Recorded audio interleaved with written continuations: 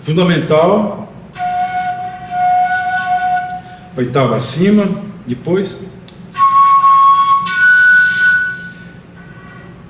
terça e a quinta. A quinta e a repetição da oitava. Quando a gente volta para a Grécia, a antiguidade grega, greco-romana, ali vai existir muito claramente uma contenda entre a lira e o aulos, que talvez seja das formas mais antigas da gente perceber essa questão da simbologia dos instrumentos, o que cada um significava, né? Porque você tem a figura da lira como instrumento de Apolo, então é o instrumento da educação, é o instrumento da alta cultura, né? E você tem o aulos como instrumento de Baco, de Dionísio, né? Que é o instrumento orgiástico, o instrumento da diversão, enfim, né? Então existe essa dicotomia que vai acabar passando para instrumentos de corda e instrumentos de sopro, de uma determinada forma.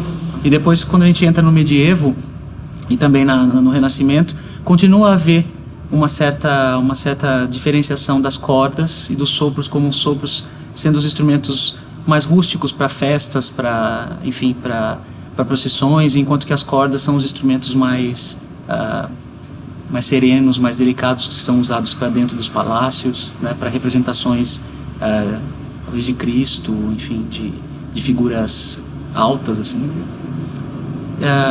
Mas é claro, quando chega no Barroco também, os instrumentos de sopro podem ser vistos com uma função também religiosa, não é sempre. Essa questão orgiástica não fica assim, a todo tempo, a todo lugar, né? Ela se transforma, mas ela está presente, diferenciando os sopros das cordas, né? Você tem os espaços naturais, né? Não tem o que se fazer com relação a isso. O que o Hampel pensou? Se eu fechar a mão, qual o resultado?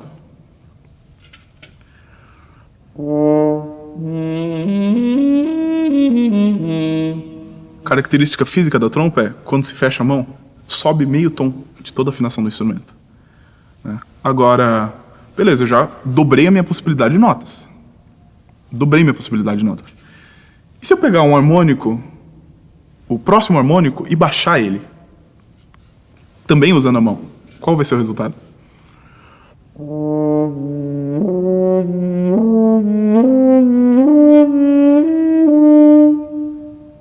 dobrei. Então eu já tenho o triplo de possibilidades do que eu tinha anteriormente, né?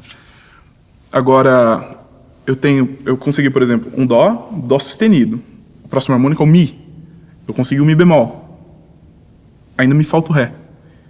E se eu usar de uma artimanha da boca chamada falseto, que eu dobro o harmônico, né, e eu estendo ele até chegar em uma determinada afinação, sem o uso da mão, por exemplo.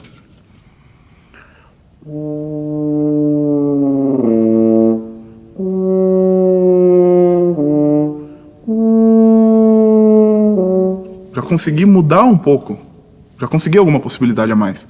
Agora, e se eu juntar essas duas coisas? Se eu juntar, por exemplo, o falseto com o fechamento da mão?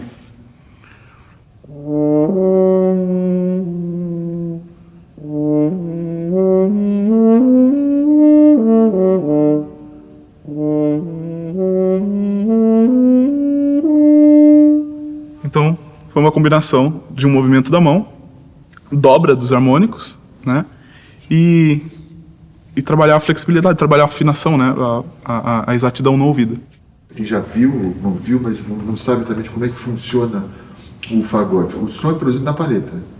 O som é produzido na palheta. É uma palheta desse jeito aqui. É uma lâmina de bambu. Você tira aquela parte do esmalte da parte central, você dá uma dobrada nela e aí você vai moldar. Vai fazer isso aqui.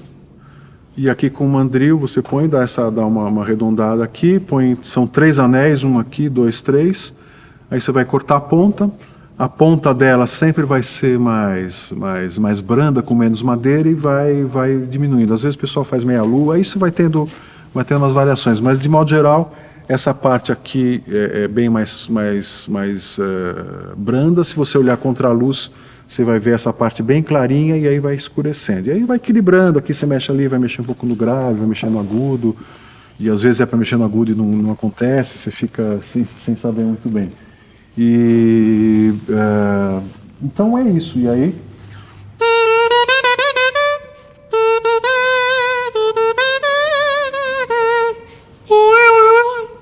Aí para entrar no palco só com essa palhetinha fica ruim e inventaram o resto do instrumento. E aí o fagote, na verdade, é um tubo longo dobrado. Então, como se fosse um U, um V. Então, tem a palheta, o tudel, tem essa coluna que é mais estreita e aos poucos ela vai aumentando. Tem um pedaço que ela é cônica e outro pedaço é cilíndrica. Ela começa cônica, vai aumentando. Aqui você dá uma volta.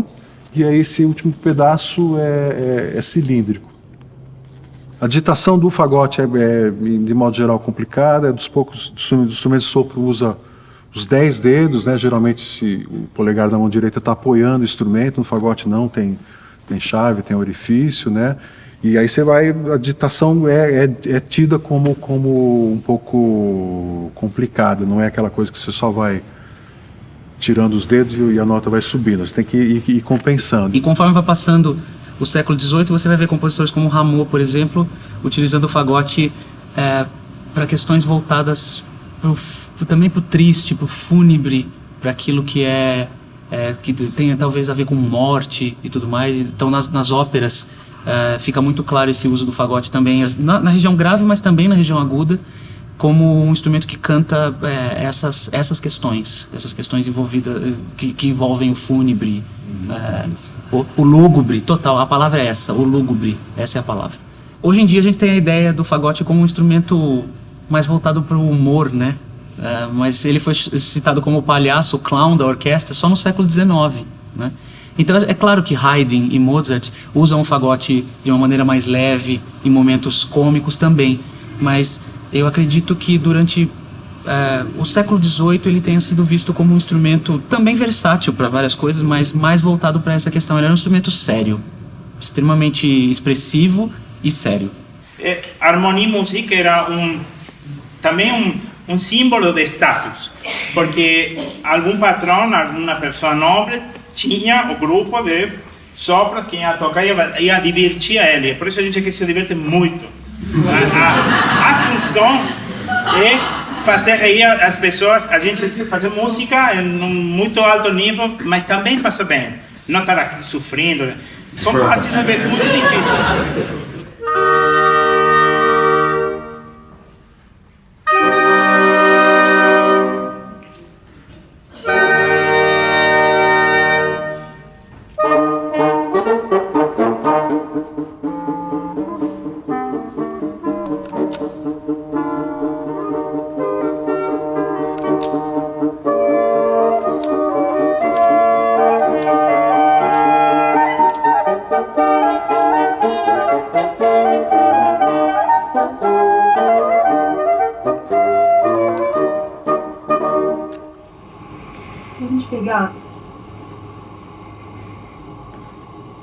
Esse aqui é um oboé barroco. Olha como o clarinete barroco, ele usa a linguagem visual do oboé. O oboé é um instrumento super flexível e tem a característica de um timbre que você tocando piano vai ser ouvido sem dúvida, mesmo se não está tocando forte, porque é um timbre muito característico. No instrumento moderno, isso se perde um pouco, porque é um timbre um pouco mais massivo, que ele vai misturar bem na orquestra, mas perde um pouco. E a eloquência da articulação, que também nos instrumentos antigos é muito mais notável. Você pode, que nem falar, pode falar diferentes articulações, diferentes ataques, que é uma palavra muito estranha, porque a gente nunca ataca a música. O começo da nota, a gente, no instrumento antigo, tem muita mais variedade possível de fazer um T, um R, um D, e que não todas sejam exatamente iguais. Mas isso também era uma busca deles. Eles estavam na busca de não tocar tudo uniformemente.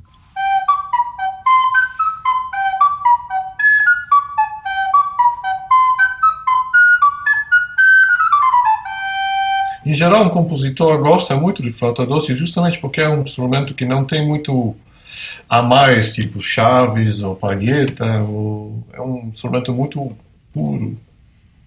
E na vanguarda, até nos anos 60 aqui, a flauta doce era preferida pelos compositores porque era uma espécie de tabula rasa, não tinha muito peso histórico. Em geral, flautista doce não vem de um outro instrumento. Os meus alunos todos, e eu também, começamos a tocar flauta doce em criança. E a gente ainda toca flauta doce. Eu comecei com 6, agora tenho 52, então pode fazer o cálculo. Pouquíssima violinista barroca chega a uma carreira de mais de 40 anos de violino barroco. Você encontra, em geral, em flautista doce, uma mentalidade mais aberta, com muitas influências, muitos outros correntes de música do que somente flauta doce e música contemporânea, música antiga.